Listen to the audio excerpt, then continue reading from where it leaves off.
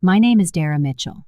I'm 29 years old, and I'm about to see my estranged family for the first time in 5 long years. Tonight, they're gathering at Maison, one of the city's most exclusive restaurants, to celebrate my sister Rita's engagement. They've always judged my career choices, dismissing my culinary dreams as something beneath our family name.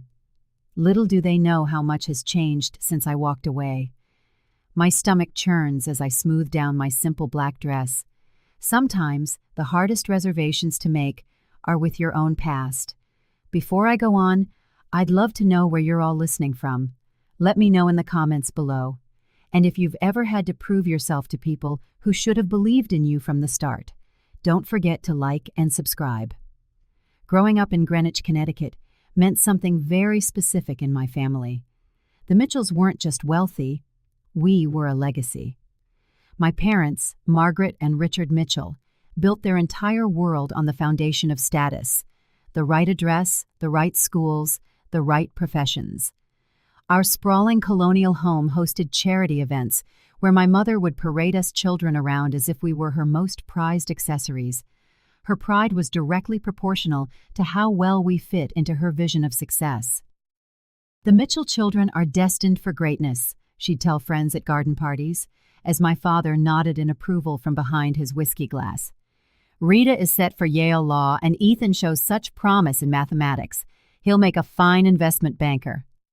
When guests inevitably turned to me, the middle child, my mother's smile would tighten almost imperceptibly. "Darra has creative inclinations. She'll find her way." Translation: I was the family disappointment. While Rita excelled in the debate club and Ethan won math competitions, I spent my hours in the domain of our housekeeper, Helena, the kitchen.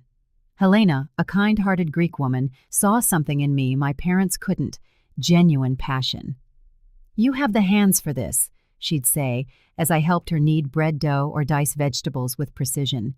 "Your palate, your nose, you understand food in your soul." By 13, I was creating my own recipes. By 16, I was hosting secret supper clubs for my friends whenever my parents traveled. The kitchen became my sanctuary, the one place I felt most authentically myself. "Cooking is for the help," my father declared when I mentioned culinary school my junior year of high school. "Mitchells hire chefs, they don't become them." To appease them, I applied to business schools, eventually attending Dartmouth, my father's and grandfather's alma mater. But even there, I found ways to nurture my true passion, taking food science electives and nutrition courses that I justified as complementary to business administration. I started an underground supper club out of my apartment, charging students for innovative 5-course meals to fund my secret weekend workshops with local chefs. My double life continued through graduate school. I was 6 months into an MBA program that left me profoundly unhappy when Chef Laurent Bisset, a 3 Michelin-starred master of French cuisine, visited campus for a lecture series. After tasting my food at a university reception I helped cater, he pulled me aside. "Who taught you to make a reduction like this?" he asked, his accent thick, his gaze serious. "I taught myself," I admitted, "from books, videos, and experimentation." He handed me his card. "You are wasting your talent here. Come to my kitchen in New York. I will make you great." That night changed everything. 2 weeks later, I stood in my parents' immaculate living room, explaining why I was dropping out of my MBA program to pursue cooking. The silence that followed my announcement was deafening.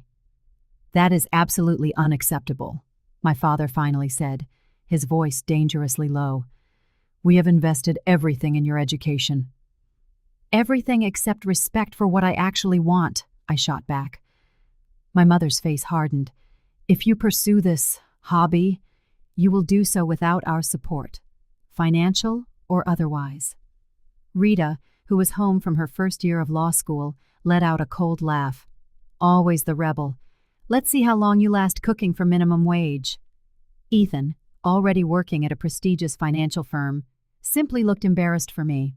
I walked out that night with nothing but my savings and a small suitcase. The next 5 years were harder than anything I had ever known. 18-hour days, a tiny apartment with 3 roommates, taking out loans for culinary school. But under Chef Laurent's tutelage, I thrived. The intensity of the kitchen, the discipline, the creativity, it fed something in me that business school never could. And then, the opportunity that would change everything. An investor who had tasted my food at one of Laurent's events approached me with a business proposal. 2 years ago, Maison opened its doors with me as the executive chef and partner. 6 months after that, I bought out my partners and became the sole owner. It wasn't lost on me that I ended up using my business degree after all, just not in the way my parents intended. Maison quickly became the toughest reservation in the city. Last month, Food and Wine magazine featured us in their Future of American Cuisine issue. Throughout it all, I kept my family at a distance. Occasional strained phone calls with my mother, Christmas cards, but nothing of substance. They knew I was doing something with food, but they knew nothing of my actual success. I kept it that way intentionally. I wanted to be recognized for my accomplishments on my own terms, not as a way to finally win their approval. So when the embossed invitation for Rita's engagement dinner arrived at my apartment, I was surprised. Even more shocking was the location. My own restaurant. Of course, they couldn't have known it was mine. They likely chose it because it was exclusive and impressive, perfect for projecting their status. After days of deliberation, I decided to accept. Not to seek validation, but perhaps to finally find some closure. 5 years away had given me perspective. I was secure enough in my own success now to face them without crumbling under their judgment. What I hadn't anticipated was how it would feel to watch them dine in my establishment, critiquing the very dishes I had poured my soul into creating. But that was exactly what awaited me as I pushed open the heavy glass doors of Maison that evening, ready to play the part of the struggling black sheep one last time. The familiar aroma of Maison enveloped me as I stepped through the doors. Saffron, reduced wine, the subtle scent of fresh herbs that I insisted on having delivered twice daily. Normally, this scent centered me, reminded me of everything I had built. Tonight, it only sharpened my anxiety. I had chosen my outfit with care, a simple black dress, which was actually Diane von Furstenberg, accessorized with a single strand of pearls that had belonged to my grandmother. It was an understated elegance that my status-conscious family would likely misread as trying too hard on a limited budget. My hair was pulled back in a sleek chignon, another detail they would probably interpret as me being unable to afford a proper blowout. Marcos, my longest-serving maitre d', saw me immediately. His eyes widened slightly, questioning. I rarely came through the front door as a guest. I gave him a subtle shake of my head and murmured, "Not yet." He nodded discreetly and went about his duties. From the entryway, I could already see them. They'd requested the center table, of course they had, arranged like a tableau of affluence. My mother in Chanel, my father studying the wine list with exaggerated concentration. Rita, draped in what looked like new season Gucci. Seated next to her was a man I didn't recognize, Bradley, presumably, with slicked back hair and a watch that caught the light every time he moved his wrist. Ethan and his wife Allison completed the picture, both in sharp business attire, as if they'd come straight from a board meeting. Celeste, my hostess, approached with a warm smile. "Good evening, She caught herself just in time. "Your party is seated. May I show you to their table?" "Thank you, Celeste," I murmured, appreciating her discretion. As we approached, my mother spotted me first. Her eyes did the quick, familiar scan I remembered from childhood, a head-to-toe appraisal that calculated the approximate value of my appearance, and found it wanting. "Darra," she said, rising to air-kiss my cheeks. "You made it. We were beginning to wonder." "I'm on time, Mother," I replied, glancing at my watch. 7:30 on the dot. My father stood and gave me a stiff hug that ended with an awkward pat on the back. "You look healthy," he said, which in the Mitchell language meant I hadn't maintained the near-skeletal thinness so prized in our social circle. Rita barely bothered to rise, offering a cheek for me to kiss. "This is Bradley," she announced, as her fiancé stood and extended a hand. His grip was a little too firm, a power move I recognized from countless business meetings. Princeton undergrad, Wharton MBA, he introduced himself. Just made junior partner at Goldman. No, nice to meet you, or I've heard so much about you. Just credentials and status. The Mitchell family love language. Ethan greeted me more genuinely, though his wife Allison's smile seemed strained. I'd later find out she was the one who had tracked down this impressively exclusive restaurant for tonight's dinner, and she was worried it wouldn't meet everyone's standards. Well, my mother said as I took the last empty seat, we've gone ahead and ordered champagne. I do hope it's acceptable. I noticed they had chosen the second most expensive option on our list. Showy, but not reckless. Typical. Around us, the restaurant buzzed with the energy I had worked so hard to cultivate. The lighting was low enough for intimacy, but bright enough to appreciate the artistry of each plate. The sound level was a perfect balance of conversation and privacy. The tables were spaced just so, close enough to generate energy, far enough apart for discretion. Every detail had been my decision, from the thread count of the linens to the custom-made chairs that encouraged guests to linger without becoming uncomfortable. I watched the subtle reactions of the staff as they noticed me sitting with guests. José, our sommelier, caught my eye as he approached with the champagne. A slight lift of an eyebrow asked if I wanted him to acknowledge me. I shook my head imperceptibly. An excellent choice, he said to my father, presenting the bottle with practiced elegance before beginning to pour. We're celebrating an engagement, my father announced unnecessarily, clearly expecting special treatment. Congratulations, José replied smoothly. Maison is honored to host such a special occasion. I'm surprised you managed to get a reservation, I said innocently. I hear it's quite difficult. Bradley leaned forward. I know people, he said with a wink so smug I had to suppress an eye roll. Called in a favor from a client who's friendly with the management. I bit my tongue. The client was likely Craig Winters, one of our regular investors who occasionally requested tables for business partners. I made a mental note to have a word with Craig about Bradley. Well, aren't you resourceful? I murmured, raising my champagne flute. To Rita and Bradley, my father declared. A perfect match and a brilliant future. We all toasted, and I took a small sip, noting the champagne was served at the exact temperature I'd trained my staff to maintain. So, my mother began, setting down her glass and fixing her gaze on me. Tell us what you've been up to these last few years. You've been so mysterious. The table's focus shifted to me. 5 pairs of eyes, assessing, ready to pass judgment. I've been working with food, I said simply. Learning, growing. Still on that cooking phase, are we? Rita sighed, as if I'd admitted to a regrettable addiction. I thought you'd have moved on to something more substantial by now. Not everyone can handle the corporate track, Ethan added, managing to make his defense of me sound like a criticism. Bradley looked confused. What is it you do exactly? Line cook? Catering? That sort of thing? Various roles, I replied vaguely. I've worn a lot of hats. Well, we're just glad you're managing to support yourself, my mother said, with the false kindness I knew so well. Though we've always said our door is open if things ever get too difficult. I noticed Jessica, one of our most senior servers, approaching with an amuse-bouche, a single sphere of compressed watermelon, topped with fermented black garlic and a micro-basil I sourced from a specialty urban farm. Compliments of the kitchen, she announced, carefully placing one before each guest. Her eyes met mine briefly, a flash of loyalty, before she returned to her professional tone. Is this it? Rita asked, eyeing the single bite with disappointment. I'm starving. It's an amuse-bouche, I explained. A little bite to start. The meal hasn't begun yet.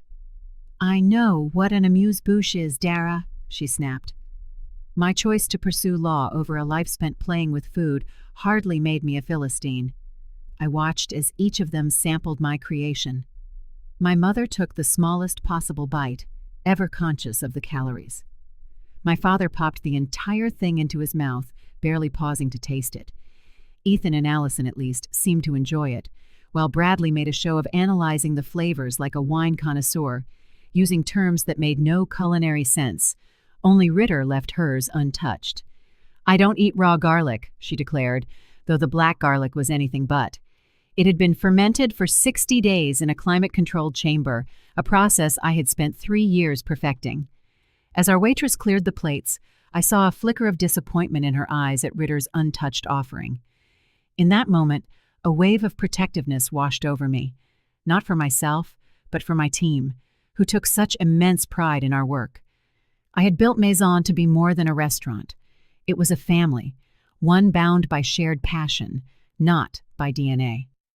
The night was only just beginning, but I could already feel the old dynamics settling in.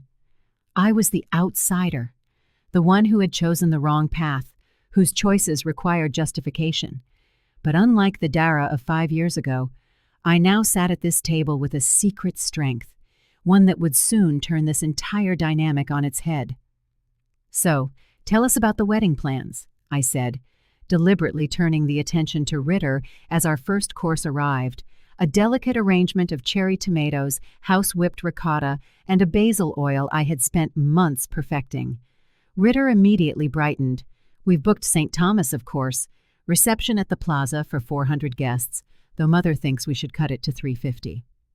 "The guest list is getting top-heavy," my mother interjected. "The Astor Wilkinsons haven't spoken to the Bennetts since that unfortunate incident on the yacht, so we can't possibly seat them in the same section." I suppressed a smile. The seriousness with which they discussed these social calculations never failed to astonish me. 400 seems like a lot," I ventured, taking a bite of the tomato dish. Bradley leaned forward. "It's networking, not just a celebration. Half of those invitations are investments in relationships." "Exactly," my father agreed. "Bradley understands the social capital aspect. A wedding of this caliber opens doors." "And you, Darra?" Ritter asked, her tone suddenly sharp. "Any prospects on your horizon, or are you still too busy with your little kitchen?" I noticed she had barely touched her food, pushing the cherry tomatoes around her plate with clear disinterest. "I'm focused on my career right now," I answered simply. "Career," Ethan repeated with a small chuckle. "Is that what we're calling it?" my mother cut in. "Darra, darling, surely at 29 you're thinking about settling down. There's Margaret Fitley's lovely son. He's in hospital administration, I believe. Very stable." "I'm not looking to be set up, Mother." "Well, your options will become more limited with each passing year," she pressed, "especially in your situation." Before I could reply, our server Jessica appeared to clear the first course. I had barely registered the taste of my own creation, too tense to properly enjoy it. "Was there a problem with the dish?" Jessica asked Ritter, noting her nearly full plate. "Too acidic," Ritter replied with a dismissive wave of her hand. "And the tomatoes could have been riper." I bit my tongue. Those tomatoes had been hand-selected at their peak that very morning, from an upstate farm that grew them exclusively for us. "I'm very sorry to hear that," Jessica said with practiced diplomacy. "I'll let the kitchen know." The second course arrived, seared scallops with a brown butter emulsion and pickled ramps, a spring special I was particularly proud of. As the plates were set down, I watched my family's reactions. "Now this looks promising," my father declared, slicing into his scallop with the side of his fork. Bradley swirled his wine, a Sancerre I had personally selected to pair with this course. "Decent wine list here," he announced. "Not exceptional, but acceptable." Our sommelier, Jose, overhearing this as he passed, shot me a quick glance. I gave him a subtle, reassuring smile. Jose had been poached from a 3-Michelin-star restaurant in Paris and had turned down offers from establishments all over the world to work with me. "So, Darra," Allison began, clearly trying to include me, "Ethan mentioned you work in food, but you never specified what exactly it is you do." Before I could answer, Ritter cut in. "She's probably working as a hostess somewhere, right, Darra? Putting that business degree to use seating people and handing out menus." "Actually," I started. "There's no shame in that," my father interrupted. "Everyone has to start somewhere. Though after 5 years, I would have expected some progress." "I have progressed," I said quietly. "To what? Assistant manager at Applebee's?" Ritter laughed at her own joke. "Ritter," Ethan warned, a rare moment of defense. "What? I'm just being realistic. She chose to abandon her education for this passion project. Actions have consequences. I took a sip of wine, letting the familiar notes ground me. And how is the law, Ritter? Still at Henderson and Block? Her expression tightened. I'm actually between jobs at the moment, taking some time off to plan the wedding. She was working far too many hours, Bradley jumped in. I told her my wife doesn't need to kill herself at some firm. After we're married, she can do charity work, like my mother. I saw a flicker of something, resentment, frustration, in Ritter's eyes before she smoothed her expression back into placid agreement. The third course arrived, hand-rolled tagliatelle with spring peas, pancetta, and mint, one of our signature dishes that had been featured in Food and Wine. The portion sizes here are ridiculous, my mother commented, eyeing the artfully plated pasta. All this expense for 3 bites. It's quality over quantity, Mother, I replied. The tasting menu is designed to let you experience a range of flavors and textures.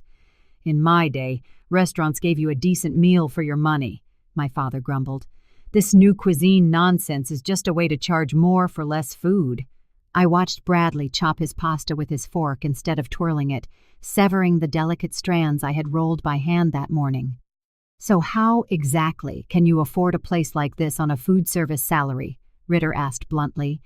This is one of the most expensive restaurants in the city. I felt all eyes turn to me. I manage my finances carefully, I replied. Oh, please, Ritter scoffed. A single dinner here costs more than you probably make in a week. Who are you dating? Is he paying for this? I'm not dating anyone, I said calmly. Then how can you afford this place? She insisted. Are you in debt? Maxing out credit cards to keep up appearances? Ritter, Ethan warned again, looking uncomfortable. No, I want to know, she pressed.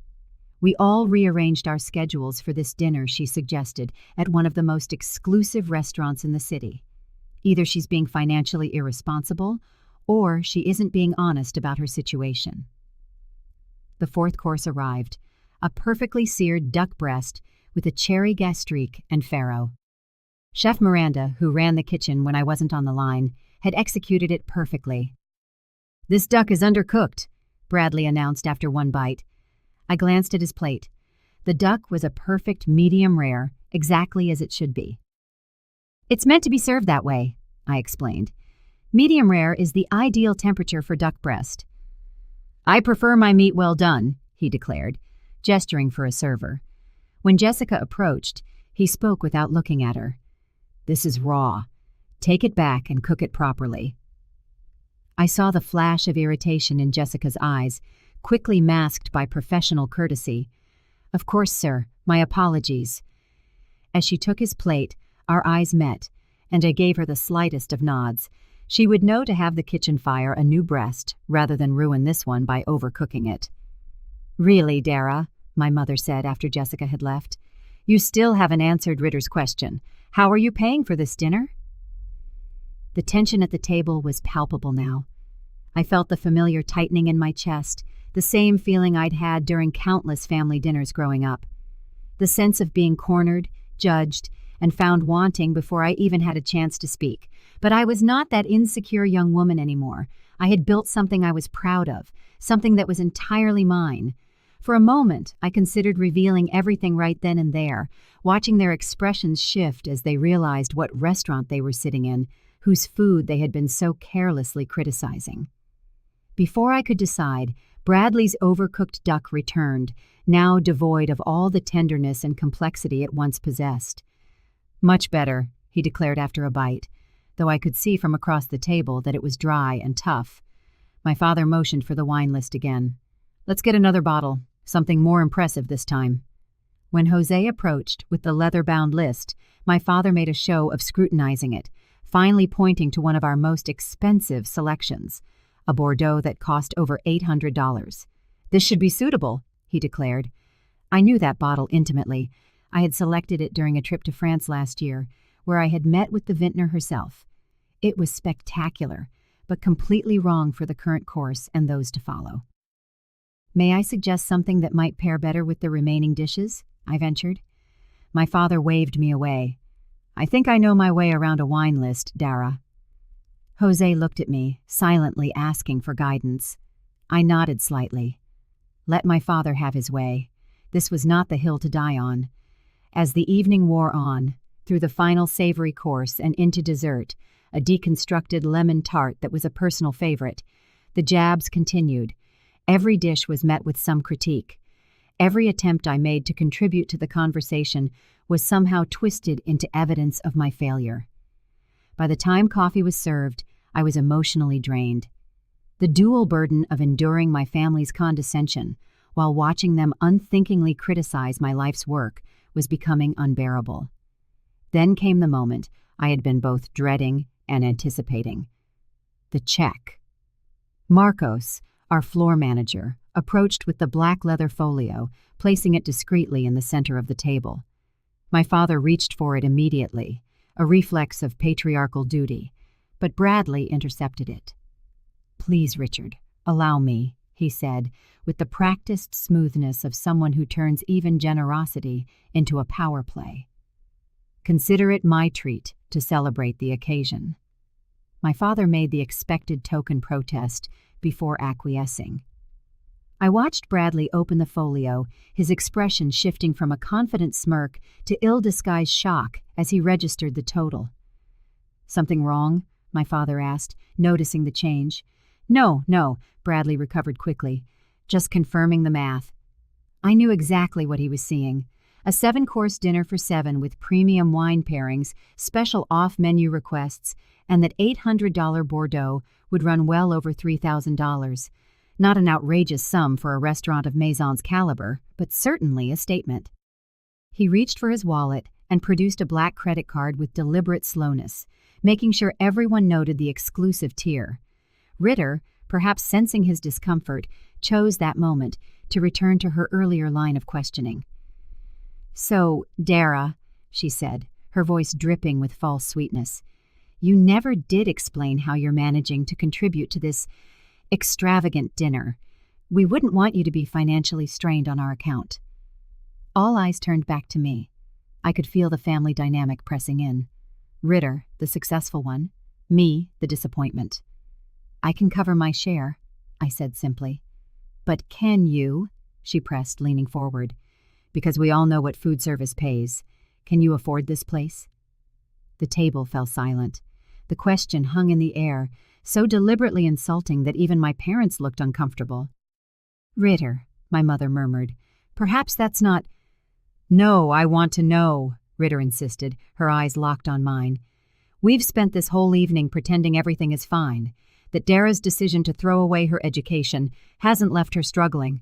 I think we deserve some honesty." I felt a flush of heat rise from my chest to my face. 5 years of distance, of building my own life and success, and nothing had changed. I was still the family disappointment, still being asked to justify my existence. Bradley, perhaps sensing an opportunity to reassert control after the shock of the check, joined in. "If you need help with your portion, Darra, just say the word. It's really no problem." "I don't need any help," I said, my voice tight. "Then how exactly are you paying for this?" Rita demanded. "A meal here costs more than you probably make in a week." I opened my mouth to answer, to finally reveal everything, when Bradley suddenly frowned at the bill. "Wait, there's a mistake here," he announced. "They've only charged us for the wine, not the food." He waved a hand sharply at Marcos. "Excuse me, there's an error on our bill." Marcos approached our table with perfect timing, as if he'd been waiting for this very moment. In truth, he probably had been. My staff knew me well enough to have been watching the entire drama unfold. "Is there a problem, sir?" he asked. "Yes, you've only charged us for the drinks, not the meal," Bradley said, tapping the bill. Marcos glanced at the check, then at me, an unspoken question in his eyes. In that moment, I made my decision. The charade had gone on long enough. I gave Marcos the slightest of nods. "There's no mistake, sir," Marcos said smoothly. "The dinner portion has already been taken care of." "By whom?" my father asked, his brow furrowing. Marcos turned to me, his professional demeanor melting into a warm smile. "Welcome back, Miss Darra. Your usual table is ready for the investor meeting. Shall I handle this first?" The silence that fell over the table was absolute. 6 pairs of eyes swiveled to me in various stages of confusion and disbelief. "Thank you, Marcos," I said, my voice steady despite the adrenaline coursing through me. "Yes, please, just close out Mr. Harrington's drink tab. The rest is on the house, as always." "Very good, Miss Darra," he replied, taking the folder from Bradley's now limp hand. "Chef Miranda mentioned she'd like your opinion on the new spring menu items when you have a moment." "I'll stop by the kitchen before my meeting," I assured him. As Marcos walked away, I finally looked directly at my family. Their expressions ranged from bewilderment to shock to the first dawning of comprehension. What is going on?" my mother finally managed to ask. I took a deep breath. The moment I had both dreaded and secretly anticipated for 5 years had finally arrived. "Welcome to Maison," I said simply. "My restaurant." The silence stretched for what felt like an eternity. My father was the first to recover, his expression shifting from confusion to calculation. "Your restaurant," he repeated carefully. "You work here." "No, Dad," I clarified, a strange calm settling over me. "I own Maison. I'm the executive chef and sole proprietor." "That's impossible," Ritter shot back. "This is one of the most exclusive restaurants in the city. It's been in major magazines." "Yes," I agreed. "Food and Wine last month, Bon Appetit before that. The New York Times gave us 4 stars in last year's review." Bradley was staring at me as if I'd started speaking in tongues. But you said you worked in food service. You were so vague about everything." "Because I wanted to see how you would treat me if you thought I was struggling," I explained. "And you all made that perfectly clear tonight." My mother's hand drifted to her pearls, her habitual gesture when socially destabilized. "Darling, why wouldn't you tell us about this accomplishment?" The way she stressed the word accomplishment said everything. Success made my choices retroactively acceptable in a way passion alone never could. "You want the whole story?" I asked, looking around the table. Without waiting for an answer, I continued. "After I left, 5 years ago, I moved to the city with what little savings I had. I rented a tiny room in an apartment with 3 roommates in Queens. For the first year, I worked 3 jobs: prep cook at a bistro from 5 a.m. to noon, line cook at a Mediterranean place from 1 p.m. to 10 p.m., and weekend shifts at a bakery." I took a sip of water, noting their uncomfortable expressions. "I slept 4 hours a night. My arms were a road map of blisters and burns.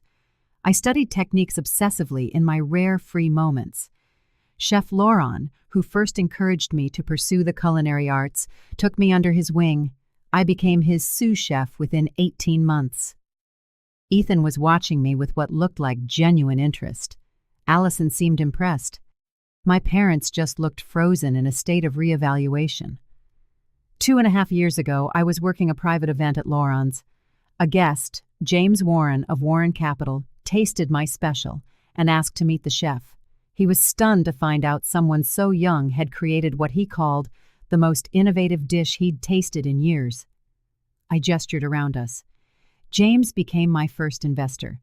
We found this space. It was a failed nightclub at the time. I developed the concept, created the menu, hired the staff, and oversaw every single detail, from the light fixtures to the custom-made plates. "But the cost," my father said, his mind clearly still on the finances. "A restaurant of this caliber, in this location. It must have cost millions." $3.4 million for the initial investment, I confirmed. James brought in 2 other investors. We opened to immediate acclaim, thanks in part to Laurent's endorsement and industry connections. 6 months later, we were profitable. 3 months after that, I used the restaurant's success to secure a loan and bought out my investors. I've been the sole owner for over a year. "So that's why you suggested we meet here," Ritter realized, her voice low. "You knew all along." "Actually, no," I corrected. "Allison chose this restaurant, didn't you, Allison?" All eyes turned to Ethan's wife, who blushed deeply. I had no idea, Darra," she stammered. Ethan's corporate concierge recommended it as the hottest new restaurant in the city. I swear I didn't know it was yours. Of course you didn't, I assured her. No one in the family knew. That was deliberate. But why keep it a secret? My mother pressed. We're your family. We would have been so proud. I couldn't stop the short, sharp laugh that escaped me. Would you have? The same family who called my passion a servant's trade? Who cut me off completely when I chose culinary school? Who, just minutes ago, were making snide remarks about my life choices? My father cleared his throat. Now, Darra, that's unfair. We were concerned about your stability, your future. If we had known you had this kind of business acumen— That's my exact point, I interrupted. You couldn't respect my passion on its own. It only has value to you now that it comes with the side of success and status. Just then, Chef Miranda approached our table, immaculate in her white chef's coat, Miranda Torres, chef de cuisine, embroidered on the chest. She was an imposing figure. Sorry to interrupt, Darra, she said, but the Matsuiza party has arrived for their tasting, and the reporter from Eater wants to confirm your interview for next week's feature. Also, your editor called about the cookbook cover design. Thank you, Miranda, I nodded. Please tell them I'll be right there. As Miranda left, I saw the mounting astonishment on my family's faces. Cookbook? Ritter echoed. It's out this fall with Knopf, I confirmed. 120 recipes with personal stories. Darra, my mother began, her voice taking on the persuasive tone she used when trying to manage a social situation. This is all so impressive. Why didn't you tell us sooner? We could have helped, supported you. The way you supported me when I needed it most? I asked quietly. By cutting me off completely? We thought it was a phase, my father protested. How could we know you had this level of entrepreneurial spirit? You clearly inherited my head for business. I felt a flash of anger at his attempt to claim credit for my success. I built this myself, I said firmly, without your contacts, your money, or your support. Bradley, who had been strangely quiet, suddenly perked up. A cookbook deal. That must come with a hefty advance. And this place, he gestured around with new appreciation, forgetting his earlier critiques, must be turning a significant revenue. Do you have expansion plans? A restaurant group, perhaps? I have some contacts in hospitality investment who might be interested. I couldn't help but laugh at the transparent shift from condescension to networking. I'm doing just fine with my current advisors, but thank you, I said. Ritter shot him an annoyed look before turning back to me. So this whole time, while I thought you were struggling, you were succeeding, building all this. Yes, I said simply. And tonight, she continued, her voice hardening, you let us sit here and criticize your food, your wine list, your portion sizes, all while knowing it was yours. I wanted to see how you'd treat me if you thought I was still the family failure, I explained. And now I know. That seems manipulative, she shot back, but I could see the embarrassment behind her anger. More manipulative than asking how I could afford to eat here, than suggesting I must be in debt or dating someone rich to pay for a meal at this table, I countered. You weren't concerned about me, Ritter. You were enjoying what you thought was your superiority. The restaurant had gradually emptied as we talked, the dinner service winding down. Jose approached with a bottle. Your special reserve cognac, Miss Darra, he said, for your investor meeting. And Chef Miranda says the kitchen will be ready whenever you are. Thank you, Jose, I replied. Please let Miranda know I'll be there in 10 minutes. When he was gone, I turned back to my stunned family. I have a business to run, I said, rising from my seat. Thank you for coming tonight. Darra, wait, my mother said quickly. Don't just leave like this. We should be celebrating your success. Perhaps we could all have brunch this weekend and really catch up. I looked at her, seeing for the first time not the intimidating figure of my childhood, but simply a woman trying to salvage her pride and position. I'll think about it, I said. But right now, I have investors waiting and a kitchen to oversee. As I turned to leave, Ethan stood up. Darra, he said, his voice softer than the others. Whatever else, This is incredible. What you've built here is extraordinary. I'm sorry I didn't support you sooner." Of all the reactions, his felt the most genuine. I gave him a brief nod of acknowledgement before walking away from the table where I had just changed my family's dynamics forever. I had barely taken 10 steps when I heard the click of heels behind me. Turning, I saw my mother hurrying to catch up, her mask of perfect composure beginning to crack. "Darra, please," she said, her voice low. "You can't just drop this bombshell and walk away. We need to talk about this." I glanced toward the private dining room where my actual investors, a group discussing funding for my second restaurant concept, were waiting. "I have a meeting, Mom." "Postpone it," she insisted. "This is family." "Family hasn't been your priority for 5 years," I replied, keeping my voice even. "My professional commitments don't suddenly become optional because you've finally decided my career is worthy of your attention." The rest of the family had followed her, forming an awkward huddle near the bar. My father looked distinctly uncomfortable, unaccustomed to not being in control of a situation. Ritter's expression flickered between resentment and something that might have been respect. "Perhaps we could continue this conversation tomorrow," my father suggested in his professional, problem-solving tone. "Dinner at the house." "We have a lot to discuss, including how we can help you expand," Bradley added, ever the opportunist. "My firm specializes in—" "I don't need your help," I cut in sharply. "I didn't build this place to finally earn your approval.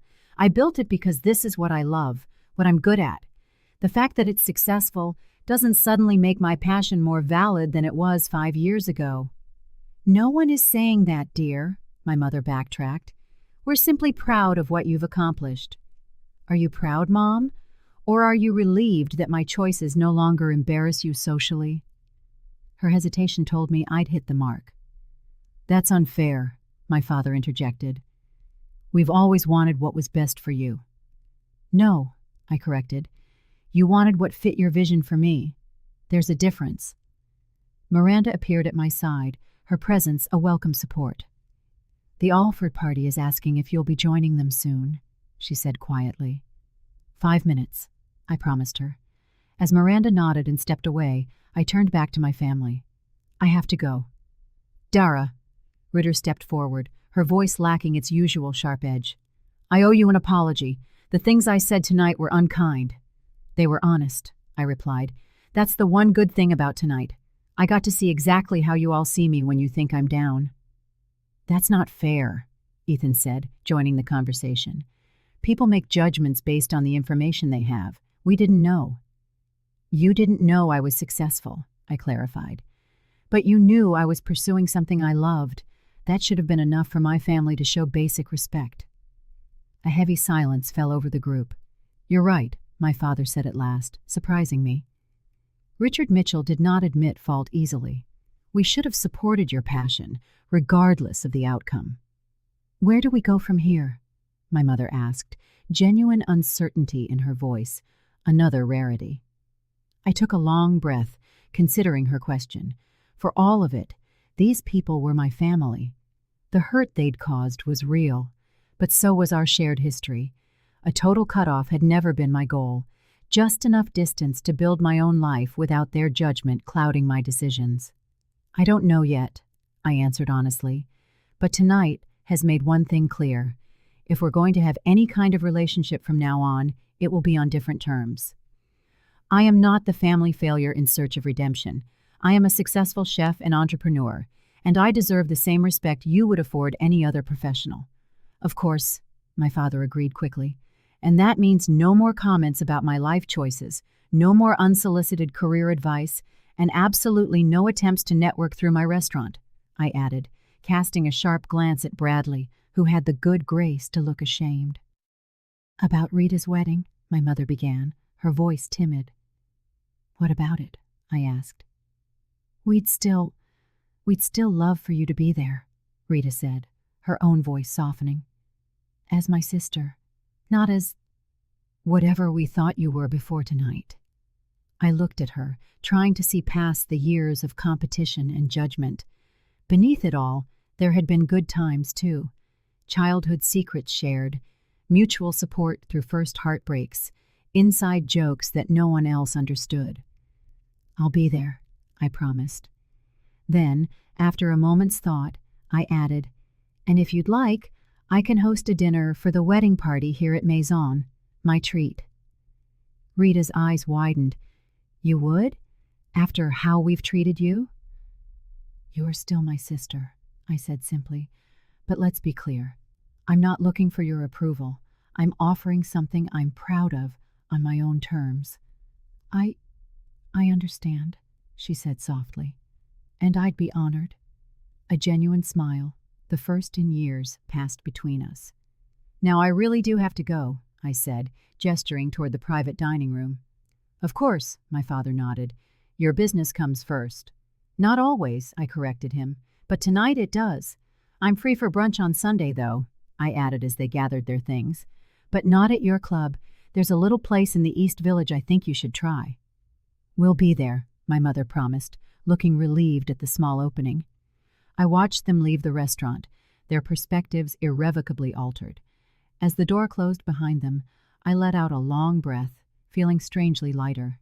Miranda approached again. "Everything okay?" she asked. "Getting there," I replied. "Family is complicated." "Tell me about it," she laughed. "My mother still introduces me as her daughter who works at a restaurant, as if I'm a teenage waitress at a diner." I smiled, grateful for her understanding. "Let's talk about the spring menu. I have a few new ideas I'm excited about." As we walked toward the kitchen, my sanctuary, my achievement, my true home, I realized the most important revelation of the night wasn't showing my family what I had built. It was fully recognizing it for myself. I had created this on my own terms, regardless of their approval, and that knowledge was worth more than any validation they could ever offer. The next 2 weeks passed in a whirlwind. Spring menu planning, meetings with my publisher about the cookbook layout, and preliminary talks about a potential second restaurant kept me gratefully busy. But thoughts of that family dinner lingered, surfacing in quiet moments, demanding reflection. Sunday brunch had gone surprisingly well. I took my family to Almas, a hidden gem run by an old colleague from my early days on the line. At first, my parents were visibly unsettled by the mismatched chairs and graffiti-covered walls, but the food, unpretentious yet masterfully executed, won them over. "I never imagined simple eggs could taste like this," my father admitted, mopping up the last of his shakshuka with house-made sourdough. It was a small step, not a complete transformation, but it was an opening. Now, sitting at my usual table after closing, I watched the staff complete their final tasks. Jessica was counting the register, humming softly. Marcos and Jose were discussing wine pairings for tomorrow's private event. Miranda had left an hour ago, after we'd finalized the spring menu revisions. My phone buzzed. A text from Rita. "Nightmare wedding planning update. The florist just doubled the budget. Any chance you're free for coffee tomorrow? Could use a reality check from someone who won't just tell me what I want to hear." I smiled slightly at the unexpected request for my opinion. Another small step. I replied, confirming a time and place. My relationship with my family was evolving into something I couldn't have predicted. It wasn't the unconditional embrace I might have once craved, but something potentially more valuable, a measured respect between adults with different values and different paths. My mother had called 3 times in 2 weeks, her usual formality melting into genuine questions about my work. My father sent an article about female chefs breaking barriers in the industry, a quiet acknowledgement that he was trying to understand my world.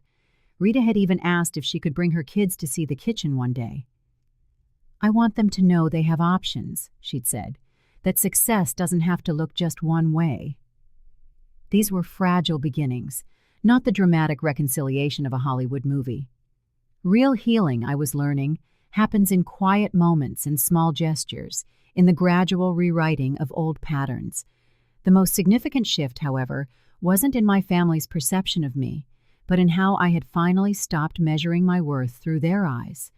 The validation I had once so desperately sought from them now seemed strangely unnecessary. I had proven myself not to them, but to me. That realization had rippled into other areas of my life.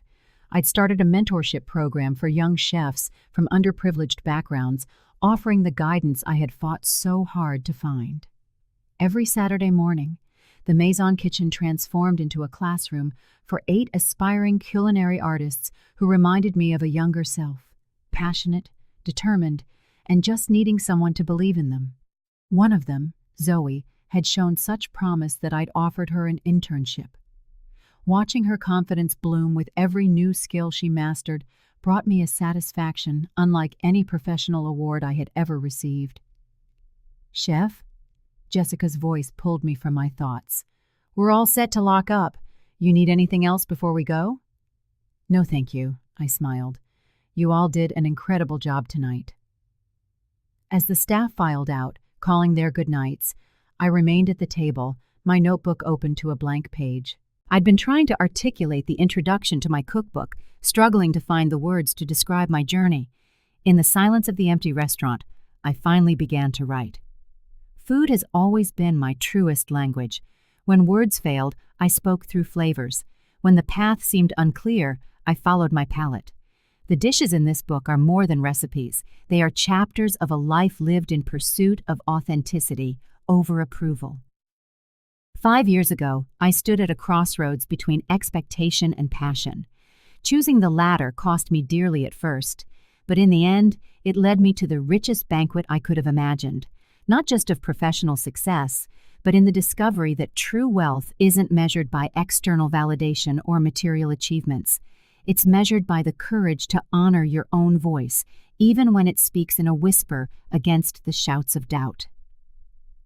I set down the pen, the words finally flowing freely.